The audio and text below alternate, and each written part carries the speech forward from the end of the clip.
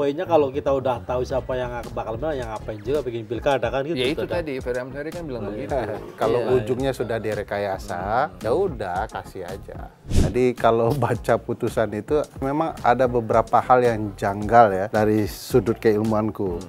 Dari perspektif hukum tata negara, menyarankan nggak ada pihak atau siapapun lah untuk menguji lagi? Artinya untuk memperkuat bahwa harusnya diuji, kita dengar lah sikap MK sesungguhnya. iya. Jadi yang dibatalkan MA itu sekali lagi adalah PKPU-nya, bukan undang-undangnya. Ya, kan? Dan Jadi, PKPU itu kan merujuk undang-undang. merujuk Mau declare di sini?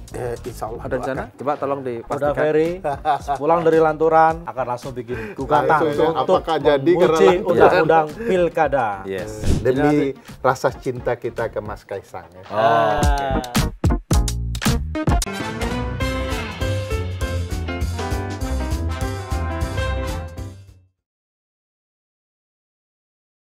Ketemu lagi di Lanturan, ngelanturnya pasti mudah-mudahan relevan. Selamat sore. Itu di depan kita tulis dulu. Ada, ada. Jadi tidak Tagline-nya boleh. yang jahat. Iya dong. Jadi Yang jahat tagline-nya atau orangnya? yang ngusulin tagline-nya. Yang jahat. Jadi ini Harian Kompas tanggal 31 Mei, hari Jumat. Kalau kita baca di dalam halaman politik, bukan headline sih. Itu ada satu tulisan. Sekali lagi karpet merah untuk anak Jokowi.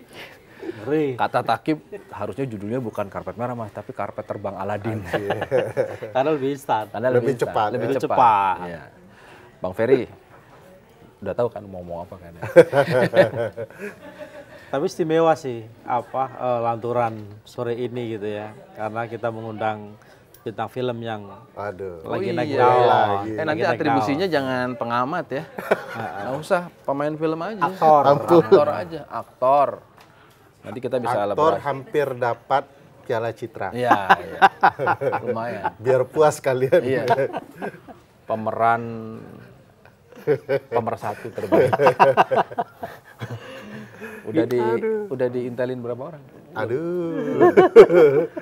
Kan kalau Jampisus kan diikutin sama Aku curiganya itu, Mas. Aku curiganya itu. Makanya aku heran. Ini orang walaupun dia statusnya dosen di UNAN, tapi kan aman ya? beredarnya lebih banyak di Jakarta. Sebelumnya ya. Sebelumnya dan sepanjang Pilpres. Tapi setelah Pilpres, tiap kali tak telepon, posisi di mana dah? Padang. Padang. Yakin. Tiap kali telepon posisi mana? Padang. Ini kok di Padang terus, saya bilang kayak gitu. Larikan diri. terlalu sulit untuk melarikan diri kalau ada di Jakarta. Ya. Kalau ada di Padang kan paling tidak tahu persis lah mana gang satu. Tempat-tempat gerilyanya lebih banyak areanya. Bang Ferry, kita ngaku nggak untuk kasus putusan MA yang soal Batas usia. itu kita semua kecolongan karena fokus kita kan berpikirnya ke MK. Yang akan disoal adalah undang-undang pilkada dan kita berpikir otomatis aja nih masih ada pamannya kira-kira, terus berkaca dari kasus putusan 90 yang aman-aman aja gitu. Dan tiba-tiba tanggal 29 kita dikagetkan dengan putusan itu, atau sebetulnya tidak kaget secara politis ya sudah tahu lah, tapi kaget itu kok MA ya, karena yang disoal PKPU 9 2020. Wah, undang-undangnya. Mas Yogi persis ya dengan poin tadi bahwa kita tidak sangka di MA. Tapi soal terkejut tidak terkejut tidak lagi.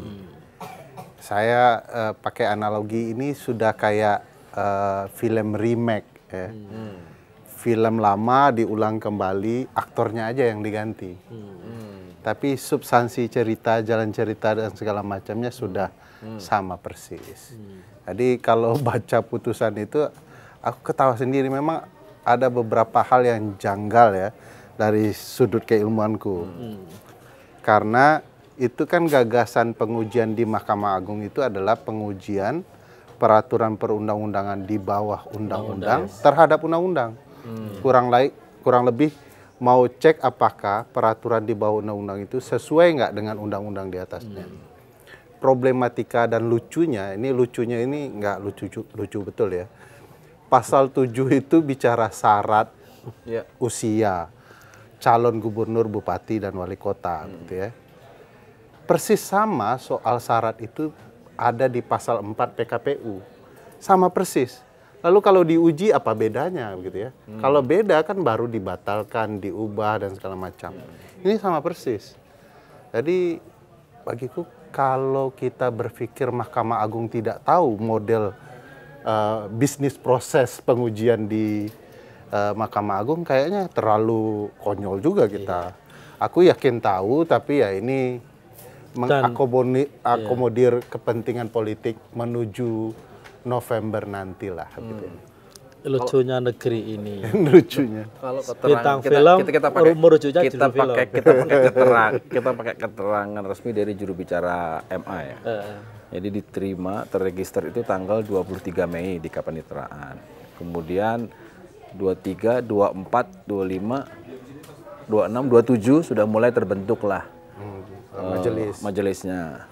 Kemudian tanggal 29 diputuskan. Salah satu alasannya adalah syarat pasal itu di PKPU itu tidak ada kepastian hukum. Kemudian diubahlah kemudian kan, bukan pada saat ditetapkan tanggal 24 Agustus, tapi pada saat dilantik. Itu kan gini, gimana dari mana ya tiba-tiba orang? Tapi herannya bang pas mas, herannya tuh pas. Jadi pas penetapan, bang usianya masih 29. Tapi pas Desember jelang pelantikan itu usianya persis 30. Sebut nama dong. Jangan ragu-ragu dong. Kayak Apa harus saya? Kayaknya bintang film aja. Kan tadi dibuka udah dengan judulnya Harian Kompas. Tetap aja nebeng ke Harian Kompas. Kan judulnya sekali lagi karpet merah untuk anak Jokowi. Saya ada hal yang menarik tuh Mas Jogi. Kita perlu cek tuh Cak Takim kemana-mana proses melamar dalam berbagai bidang institusi. Kalau kita melamar, kan penentuan syarat usia melamar pekerjaan kan di saat mendaftar. Mendaftar ya. Tidak diukur pas dia diterima di saat atau pelantikan. Termasuk juga di lembaga-lembaga negara lain. Mau daftar hakim konstitusi juga saat mendaftar. Komisi yudisial, KPK, begitu semua. Jadi menurut saya ada yang istimewa dan untuk yang teristimewa juga. Putusan 23 PHUM 2024 ini kebetulan cocok profilingnya dengan seorang anak presiden. Saat pendaftaran dia belum 30 tahun, masih 29 tahun. Dan kalau pemilu sudah dilaksanakan lalu ditentukan pemilihnya, maka saat pelantikan kemungkinan 30 tahun. Kenapa dikatakan kemungkinan 30 tahun? Karena tanggal pelantikan kan belum ditetapkan kapan. Jadi lewati dulu hari H, nanti sudah pasti akan lewat 30 Ada juga tahun. yang menarik ya, kalau dari backgroundnya ini ya. Karena yang diubah adalah kan yang semula sejak penetapan pendaftaran, sekarang sejak dilantik kan. Ini kayaknya udah tahu bakal menang. Benar nggak sih? Iya kan? Kira-kira waktu merancang ini udah pasti menang. Udah tahu kapan dilantik. Oke lah, udah pasti syarat dilantik satu gitu. hal. Tapi kemudian kok ini kayak udah pasti bakal dilantik gitu. Padahal kita tahu selalu ada probability kan. Ada naik turun ya kan. Tapi ini udah pasti bakal menang. Makanya saya ingat betul pendapatnya udah Ferry Amsuri itu. Ngapain ada pemilu buang-buang duit? Biayanya berapa sih? Pilkada itu kalau Pilkada kan bergantung daerah ya ya. kalau Jakarta Jakarta, aku ya kira-kira 5T lebih. Tapi poinnya bukan itu lah ya. Poinnya kurang kalau lah sedikit. poinnya kalau kita udah tahu siapa yang bakal menang, yang ngapain juga bikin pilkada kan gitu. Ya itu kan. tadi Ferry Amsari kan bilang begitu. Ya Udah ngapain kasih aja. membazirkan kalau ujungnya sudah direkayasa, ya udah kasih aja. Itu bentuk-bentuk keputusasaan lah ya. Itu kalau orang Jawa bilang emplok di kabeh. Untalin kabeh gitu. Oh, ya gini, kan kita juga harus mendengar penjelasan paling tidak dari PSI. Kita langsung lah, kan kita ini udah bicara soal Kaisang nih, ya kan? Yang kita duga itu kan Kaisang. Tadi tuh ngomongin Kaisang. Iyalah nggak mungkin Gibran, dia mau jadi wakil presiden, Kim. Pura-pura Pura-pura. sembunyi tangan. Sebagai ketua PSI sudah bilang bahwa kami tidak tahu menahu, itu tidak ada urusannya. Tapi kami menghormati setiap ada aturan apapun yang memberi kesempatan kepada anak muda. Sampai di situ mungkin nggak kita berpikir positif, ya kan? Ya mungkin PSI nggak tahu karena memang yang menggugat adalah Partai Garuda, bukan PSI. Tapi makanya aku bilang ini film remake lah. Oke. Kalau kita lihat di film sekarang ngomongnya film-film terus referensinya ini, Mas. harus tabah kita. Kamu suruh naikin kursi. Oke. Jadi kalau dilihat film di Pilpres kemarin, kan aktor putusan lembaga peradilan ini juga gitu ya. Bahwa ada yang merasa tidak tahu isinya, ya. Juga begitu. Bahwa ini bicara soal kepentingan anak muda, putusan 90 itu ternyata yang makai satu orang doang. Sekarang juga bicara untuk anak muda, juga begitu. Partai yang terlibat juga sama. Ya. Respon dari ayahanda juga sama. Menolak loh. Ayah kan juga menolak juga di 90 terlebih dahulu. Oh. Lalu setelah kemudian terdaftar baru dikatakan tugas orang tua ya mendukung. Kan Menurut ditolak dia bilang bahwa nggak mungkin, kan baru 2 tahun di Solo. Belum sampai juga begitu ya. Ternyata yang itunya yang malah diubah sedikit kan. Nah, ini juga begitu, ada pernyataan dari sang ayahanda ya tidak Melalui Ketua Umum PAN. begitu. Jadi Jangan Pak Zul. jangan. Jadi Jangan ragu-ragu. sekali lagi remake-nya mirip-mirip lah. Nanti hasilnya juga mungkin mirip.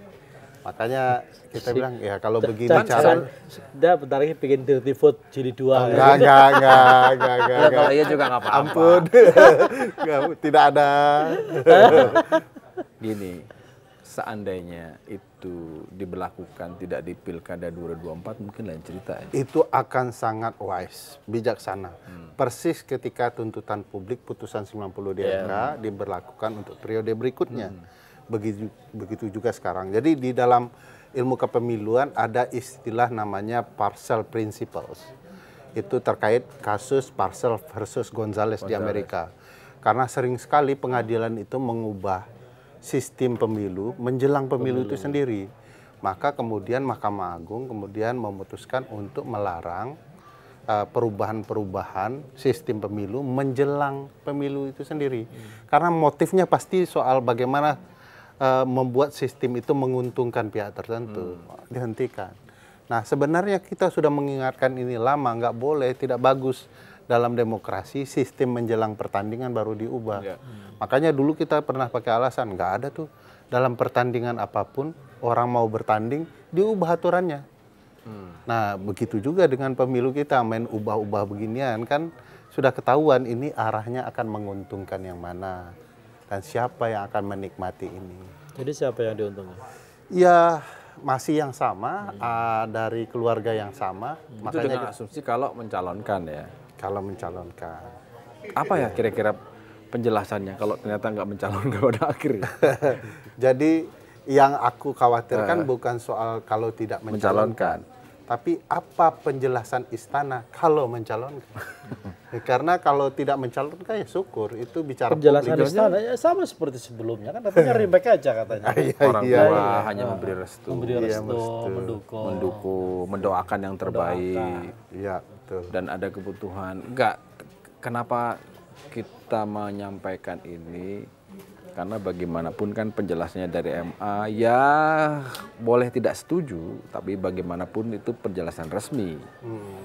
Bahwa itu asas cepat, biar murah, gitu itu kan. kalau udah very late gimana tuh? Jadi dia bilang bahwa ya selama ini kan kami dituntut penyelesaian perkara itu cepat. Sekarang cepat kemudian dipersoalkan, ya kan soal Tapi ya cepat, substansi. tapi ya cepat untuk perkara-perkara tertentu gitu. Kalau dilihat mau ditaruh ke pengalamanku pribadi ya, kalau kita menguji peraturan perundang-undangan di bawah undang-undang di MA, ya tertutup satu, ya lambat satu.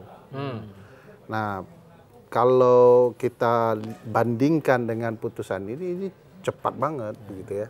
Kalau di websitenya kan dianggap ini 5 hari selesai kan. Tadinya 3 katanya. Iya, kalau dihitung aktifnya ya, dari proses registrasi perkara dan segala macam, lalu menyidangkan perkara dan memutuskan. Jadi 3 hari efektifnya seperti itu. Atau jangan-jangan majelis hakimnya udah ada dulu sebelum perkaranya diajukan. Jangan-jangan. Jangan-jangan sih aman sih. Lah iya, jangan-jangan. Karena kalau dari logikanya kan sebetulnya ini MA ya. Ini MA ya. Ini kan yang memerankan MK. Berbeda dengan MK yang 60. Ini MA dan kita tahu yang dulu memutuskan di 2024 kan asalnya dari mana? Angkel Usman juga dari Mahkamah Agung. Oh. Iya kan di Mahkamah Agung kan Iya, juga. iya. Pak Soehartoyo juga dari Mahkamah Agung. Ya, pertanyaannya gini, Mas. Apa? PKPU memang pasalnya yang diubah, tapi kan inti persoalannya di pasal 7 Undang-Undang Pilkada, Undang-Undang 10 2016. Kenapa kemudian dibawa ke MA? Ya karena kalau mau mengubah undang-undang itu kalau dibawa ke MK, orang sudah curiga betul dengan MK. Kan nggak mungkin lagi menghukum sang paman 2 kali kan. Ya, jadi maka dipindah lalu. Kayaknya udah 2 kali. Ya untuk isu yang berbeda. Iya, jadi betul kan. Kenapa? Jadi aku tadi di depan bilang bahwa kita ini harus diakuin, termasuk media kecolongan. Kecolongan. Kalau sebelumnya di kasusnya yang kakaknya, itu kan dari awal kita sudah mengendus, sudah semua media nulis lah, sampai pada akhirnya oke, betul. Ini kan enggak, tahu 29 malam udah ada putusan mengubah batas usia yang tadinya pada saat penetapan, ini sekarang pada saat dilantik dari 30 yang 25 itu. Menurutku ini ada yang lebih canggih dari kita. Dan nanti responnya juga akan sama, terutama untuk penyelenggara.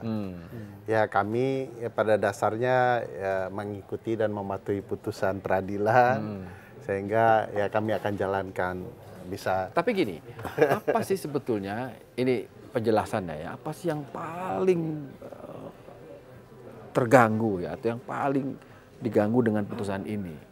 Kalau ternyata selama ini bayangan kita, oke lah Kaisang. Kalau ternyata ada yang sama juga, lahirnya Desember tapi November juga maju.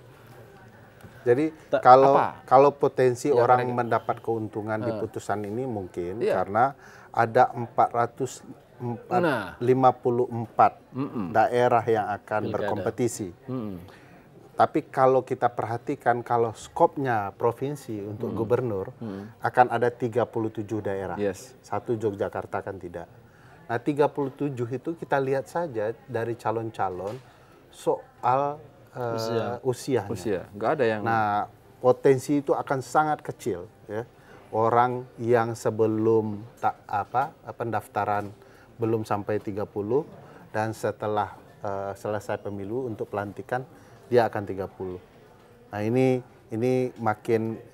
Jadi mungkin kerja teman-teman statistika dan matematika nih mendata ketika tanggal 27 orang mendaftar siapa sesungguhnya penikmat putusan 23 ini. Dan mungkin aja kan tidak hanya seorang Kaisang yang akan memanfaatkan putusan MA itu kan. Ya. Nah, untuk 25 tahun di pilkada bupati dan wali kota juga akan dapat bisa manfaat. Jadi gitu loh. Nah, kalau sampai itu terjadi bagaimana kita bisa mengatakan bahwa ini ada intervensi kekuasaan, ini hanya untuk karpet merah untuk anak Jokowi gitu. Iya, kalau saya ketika kemudian Kaisang mendaftar itu sudah jelas ini putusan arah Kaisang karena ada pengulangan.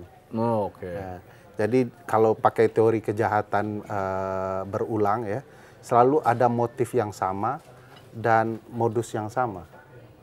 Motifnya politik untuk kepentingan siapa, modus dan polanya itu juga bisa terlihat. Jadi ini bisa menjelaskan bahwa ini memang kejahatan berulang. Nah, yang sisanya itu penikmat aroma yang lain ya. Yang jahat siapa dah? Ini kali ini sebuah kejahatan berulang. Soal konsep tindak pidana. Dijelaskan dari sudut pandang keilmuan. Karena sama-sama mahkamah depannya soalnya. Mahkamah apa? Ada yang bilang mahkamah kakak, mahkamah adik. Ada juga yang bilang memilih kakak dan memilih adik. Ya itu kan kreativitas dari netizen. Netizen dahsyat. Kan. Tapi kalau secara logika hukum dalam konteks hukum tata negara gitu ya, kan apakah ketika yang diuji adalah PKPU-nya, tapi undang-undangnya tidak diuji, apakah itu tetap sahih gitu lah ya? dalam konteks Karena kewenangan alas EMA, hukum. PKPU memang kewenangan EMA kan, turunan undang-undang kan? Kalau dalam batas penalaran yang wajar, Iya. ini tidak benar pasti. Oke. Undang-undangnya sudah jelas begitu, kok kemudian yang diubah peraturan di Peraturannya, bawahnya. turunan undang-undangnya. Mahkamah Agung nggak berwenang itu mengubah undang-undang, itu tugas Mahkamah Konstitusi. Nah, tapi kan begini, dalam adagium hukum dikatakan hakim tahu hukum, yang lain tidak tahu gitu ya. Nah, azas inilah yang kemudian menjadi dasar bahwa ini produk harus dipakai. Oke. Nah, jadi produk yang kita tahu semua salah dipaksakan dipakai. Nah, itu sebabnya dalam konsep hukum, hakim itu adalah orang-orang terbaik, negarawan, tidak tercela, berintegritas. Tapi kan kita sudah pernah berpengalaman kan, ada paman yang jelas-jelas punya konflik kepentingan, mengabaikan nilai-nilai hukum, ya dia jalan terus. Jadi ini problematika pengadilan kita. Yang kita bisa katakan bagaimana kita bisa mendapatkan keadilan kalau suatu kepastian dibuat jadi tidak pasti gitu ya, oleh pengadilan itu sendiri. Hukum ngakali hukum. Orang hukumlah yang mengakali hukum. Gimana nanti ya KPU menjalankan ya? Sementara undang-undangnya belum berubah, ya kan? Dia logikanya kan PKPU ini kan Nggak turunan bisa, undang-undang iya. kan? Dan dia nggak bisa melampaui bisa aja undang-undang. nggak mematuhi putusan MA, bisa nggak sih? Ya kalau Apa? dia taat kepada konstitusi dan undang-undang, Ya dia ikuti undang-undang kan? dia ikut undang-undang. Artinya putusan MA bisa diabaikan. Bisa diabaikan. Atau masih ada ruang nggak mereka bikin lagi PKPU yang baru? Ya Tetap mengacu ke undang-undang, ada potensi Pilkada. mereka membuat PKPU yang baru tapi menyesuaikan putusan dan MK. menyesuaikan putusan Mahkamah Agung, itu problematikanya. Karena kan ini agak aneh ya. Maksudku, oke lah kalau dalam kasus Gibran, uji material itu dilakukan kan sebelum pendaftaran, sebelum proses berlangsung, prosesnya ya. Pilkada. Pilpres. Tapi kalau pilkada ini kan prosesnya udah berjalan dah. Yang perseorangan. Prosesnya yang perseorangan ya. Dia udah Mendaftar. udah ngumpulin KTP segala macam. Apakah fair gitu loh ketika proses sudah berjalan, tiba-tiba di tengah jalan MA mengubah aturan gitu loh. Ya pasti tidak fair. Makanya aku bilang konsep partial principle itu, prinsip partial itu. Jadi tidak boleh peraturan pemilu itu diubah mendekati. Jadi ini tahapan, mendekati tahapan saja tidak boleh. Apalagi di dalam tahapan, Mas. Jadi ya pasti itu melanggar prinsip-prinsip. Saya agak berpikir tadi kemungkinan Kaisang maju dalam hal ini ya, karena diuntungkan oleh putusan MA atau apapun. Kalau berkaca kasusnya Gibran, itu kan latar belakang politiknya yang kita tahu belakangan kan. Itu karena di koalisi Indonesia Maju itu bisa dibilang buntu lah. Bahkan semula kan Erick Thohir ditolak oleh Golkar, sehingga itu yang membuat Pak Jokowi untuk mempertahankan ini dan tetap Prabowo gimana akhirnya dipaksakan lagi Gibran dengan berbagai macam akrobat yang kita tahu di MK itu. Tapi di kasus Kaisang apa ya? Aku pakai logika gini, Mas, sederhananya. Kalau kebutuhan terhadap Gibran ketika itu adalah kebutuhan semua koalisi itu. Ya. Pak Prabowo termasuk membutuhkan. Sebab kalau yang maju Eto atau yang lain, Pak Jokowi belum tentu 100% support. Oke. Tapi beda kalau anak sendiri maju. Semua akan bergerak dan yang di bawah juga akan pikir ini anak presiden harus kita bantu. Hal yang sama juga akan terjadi. Sehingga itu sampailah ada operasi di MK lah kira-kira. Operasi yang tidak hanya di MK. Ya. Semua lini. Oke. Sampai ada putusan yang kita tahu 90. Tapi di Kaisang kan sementara kita tahu Gerindra mengusung Ridwan Kamil. Ya kan, PKS sedang menimbang-nimbang Anies atau bukan. Terus Kaisang untuk apa? Saya khawatir begini. Ya silakan rame, pada akhirnya Kaisang enggak. Sehingga ujungnya publik itu punya ingatan terakhir, oh saya tidak abuse of power. Apa dugaan-dugaan dari media, pengamat itu tidak terbukti. Kalau aku melihat begini, soal masa depan politik dinasti Jokowi. Harus diingat bahwa Pak Prabowo itu sosok yang berbeda. Dan sementara pendampingnya adalah anak Jokowi. Dan tugas Pak Wapres ini adalah di ruang salah satu yang sangat penting, mengelola aglomerasi salah satunya wilayah Jakarta. Nah, ini pembagian politik penting. Nah, kalau Gubernur Jakarta agak berbeda dengan Wapres, ini agak nggak sejalan nih pengelolaan. Kekuasaan mungkin akan terbagi. Tapi kalau adiknya di sana kan mungkin lebih, ya ibarat sekondar lah. Mungkin ini akan bisa berjalan jauh lebih enak. Ya. Bukankah kalau betul nggak berubah ya, Gerindra yang jelas partnernya Pak Jokowi dalam Pilpres, usung Ridwan Kamil kan sudah selesai sebetulnya. Artinya Ridwan Kamil kan, artinya argumen tadi itu cukup dengan Ridwan Kamil yang sekarang kemana-mana sama Pak Jokowi, ke IKN dan Pak Jokowi, kemudian Gerindra bahkan partainya Pak Prabowo sudah resmi mengusung dia. Apa kebutuhannya gitu? Kan belum. Ya, tapi selalu ada kejutan Pak Jokowi. Ya.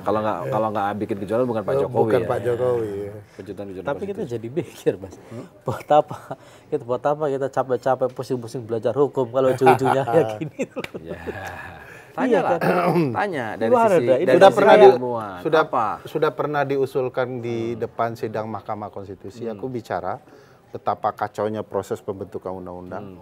Untuk apa kelas undang-undang kalau apa yang diajarkan, apa bunyi normanya, semua ditabrak.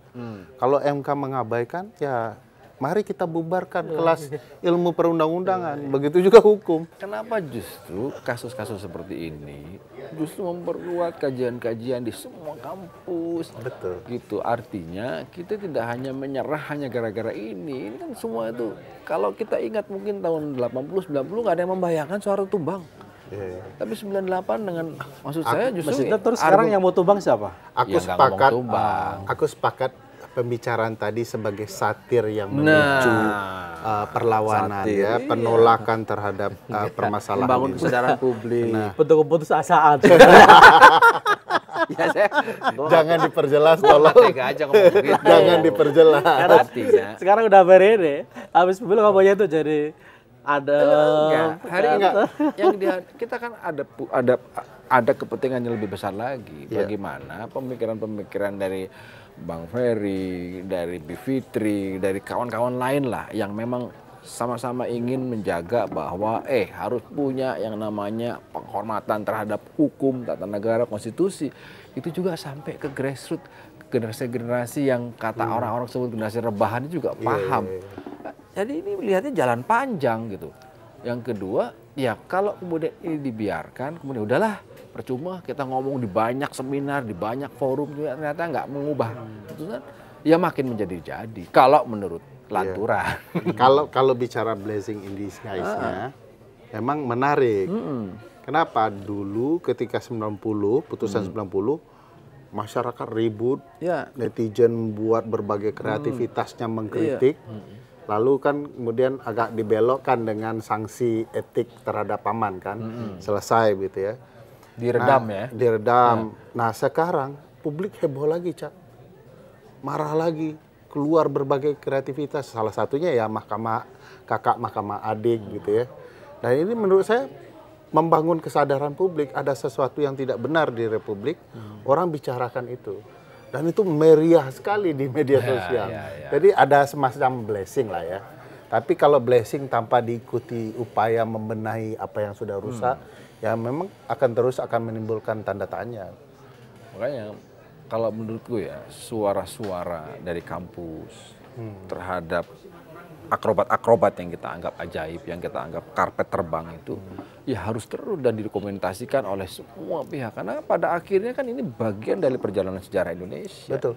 Justru kalau kemudian sudahlah sampai ada satu kesimpulan, saatnya akademisi berhenti bersuara karena tidak berdampak apa-apa. Itu lebih bahaya lagi. Lebih bahaya lagi kalau ditambah saatnya akademisi berhenti bersuara dan angkat senjata. Gitu. Mulai gawat. Ya, itu kan memang hari ini apa sih sebetulnya? Ada nggak celah setelah putusan MA? Kalau MK kan final dan mengikat. Ya. Kalau MA ini gimana? Masih ada ruang nggak? MA itu tetap final and binding tetap. Tapi apakah ada celah lain? Ya ada. Tapi juga akan ada problematika susulannya. Kan yang disentuh MA baru PKPU, undang-undang belum. Sedangkan tugas memperbaiki undang-undang itu adalah tugas Mahkamah Konstitusi. Nah, ini bisa saja diuji ke Mahkamah Konstitusi untuk dipertegas apa maksud asli pasal 7. Tapi ada potensinya. Malah justru dipertegaskan. Kan kita berpikir positif, MK masa nggak belajar dari putusan masa lalu, tapi sang paman masih di sana. Kan bukan masih kena sanksi MK bahwa tidak boleh sanksi ya sanksi. Itu untuk perselisihan hasil. Nah ini kan pengujian lagi nih, tentu akan dipertanyakan karena ini masih berkaitan dengan keponakan, akan 4-4. Nah sementara putusan kemarin diperkuat ya karena 4-4 ini tidak menyinggung problematika putusan 90 kan. Itu konteksnya hanya PHPU itu. Tidak hanya PHPU, setelah putusan 90 kan ada pengujian lagi oleh Zainal Arifin Mokhtar. Nah 8 ini malah memperkuat putusan 90 yang ada. Dari perspektif hukum tata negara, menyarankan nggak ada pihak atau siapapun lah untuk menguji lagi ya untuk memperkuat bahwa harusnya diuji, kita dengarlah sikap MK sesungguhnya. Apakah masih sayang konstitusi atau sayang anak kan? Jadi itu mau kita lihat juga di dalam persidangan. Dan yang menariknya di MK kan terbuka, tidak tertutup seperti di Mahkamah Agung. Ada istilah untuk seluruh perkara di Mahkamah Agung yang meningkat itu iman, Cak. Karena begitu dimasuk nggak ada persidangan. Diperbanyak doa-doa aja, meningkat iman. Sementara kalau di Mahkamah Konstitusi itu memang pertarungan, orang diperdebatkan, orang juga bisa nonton. Kita tontonlah apa yang terjadi di MK. Itu sekaligus uji publik terhadap MK setelah kasus kemarin ada perbaikan atau tidak. Menurutku ya disarankan untuk mau melihat trust publik meningkat atau tidak ke MK juga bisa kita lihat. Coba ya? Ya harus coba. Paling tidak untuk mengecek benar nggak itu pendapatnya MA. Putusan itu tidak memberikan kepastian hukum. Pulang dari sini gimana Cak? Kita coba langsung bikin gugatan. Ya gampang. Cuman prinsip pemohonnya Cak Takim. Karena setelah itu Cak Takim boleh naik haji dan doa di sana kita yang sidang. Semoga ini menguatkan. Ini seandainya itu diajukan, katakanlah Ferry Amsari dan kawan-kawan. Dengan bacanya Yogi Nugraha.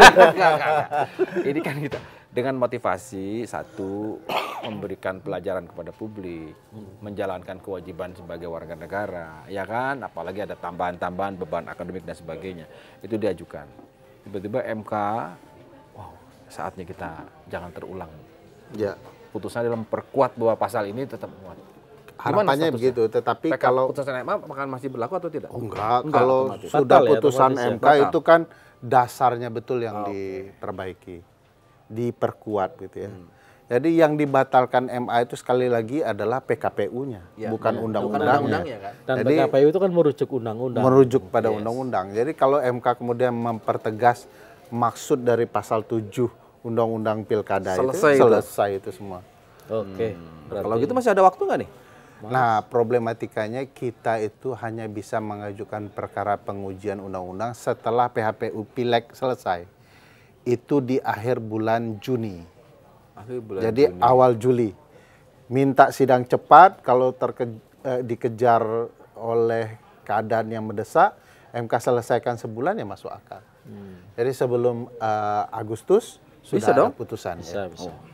Jadi mau declare di sini? Insya Allah ada rencana? Coba tolong dipastikan. Udah Ferry, pulang dari Lanturan akan langsung bikin gugatan. Langsung semua media nanya apakah jadi karena undang-undang pilkada. Untuk ini bahayanya Lanturan ini. Saya sudah amati Lanturan, wah banyak yang berbahaya. Jebakan Batman-nya banyak. Jadi ini resmi ya, pertama kali seorang dari Amsari pengamat akan melakukan perlawanan terakhir supaya putusan MA itu gugur otomatis. Iya, demi rasa cinta kita ke Mas Kaisang ya. Jadi nanti judulnya di online adalah artis dirty vote gitu yang akan melakukan uji materi undang-undang pilkada gitu. Tapi kita apresiasi, kita dukung. Dukung dalam arti sebagai bagian dari hak warga negara. Dukung atau dorong? Ya. Ada dua, beda ya. Dukung dan dorong. Ya, itu penting ya. Penting. Ya. Dan selama ini belum ada pemikiran. Saya pikir ada beberapa cuman orang yang sudah membahas itu. Ya kita lihatlah kalau mereka belum melakukan, kita yang pasti yang akan melakukan. Harus dilakukan lah. Secara waktu tadi sudah dijelaskan, Iya.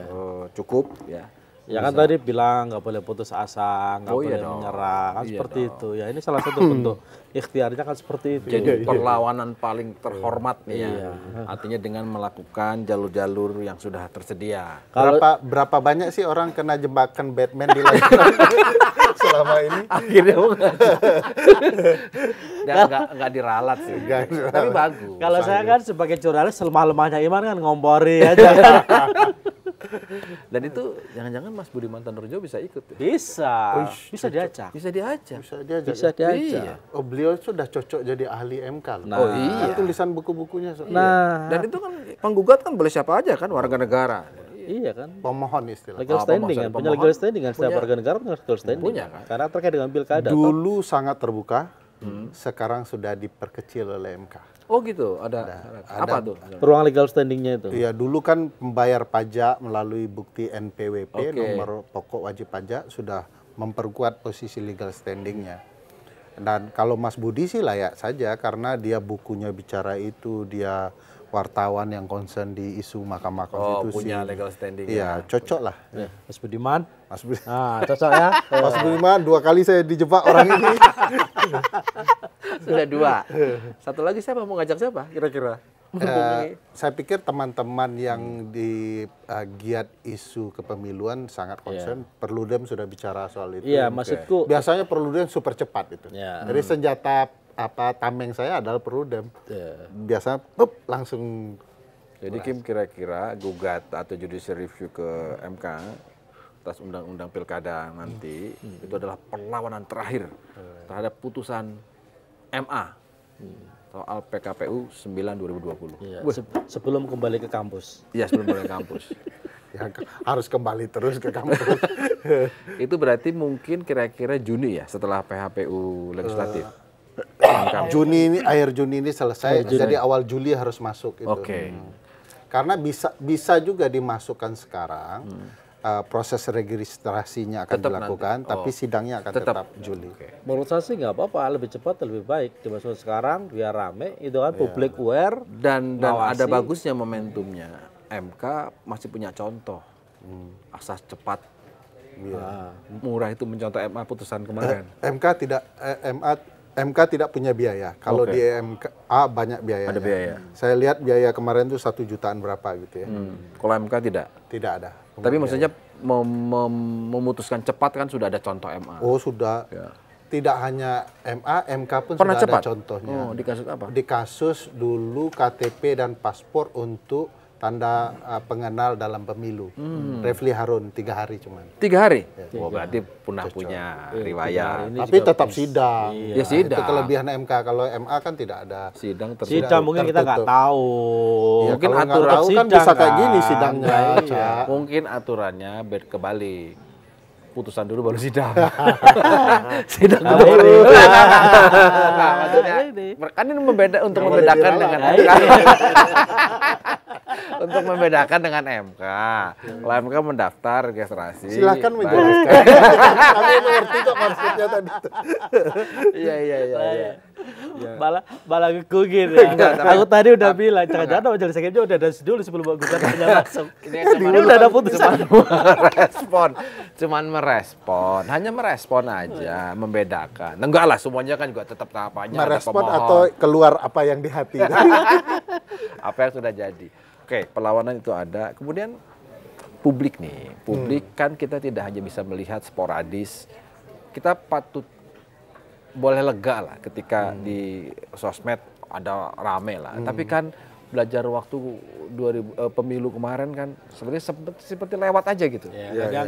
Apa ya supaya ini tidak dibaca sebagai orang nggak move on, selalu kontra, kok nggak mau bersatu dan sebagainya. Tapi ini lebih kepada ini adalah substansi akar dari kredibilitas kita sebagai warga negara, menjaga konstitusi dan apa kira-kira yang bisa kita lakukan?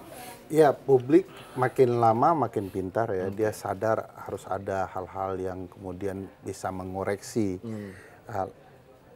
langkah-langkah politik yang bermasalah.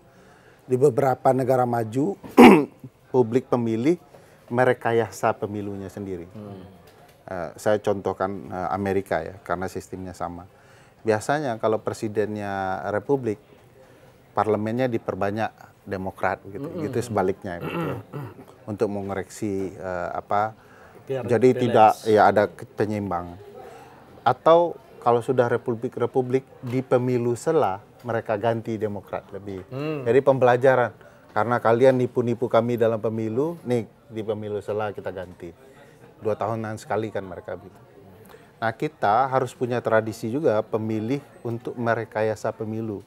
Ada kesadaran sendiri. Ini sudah diberikan kekuasaan, alat koreksinya begini. Ini udah keterlaluan, alat koreksinya begini. Kemarin anak yang ini sudah menang, anak ini harus kalah misalnya gitu ya.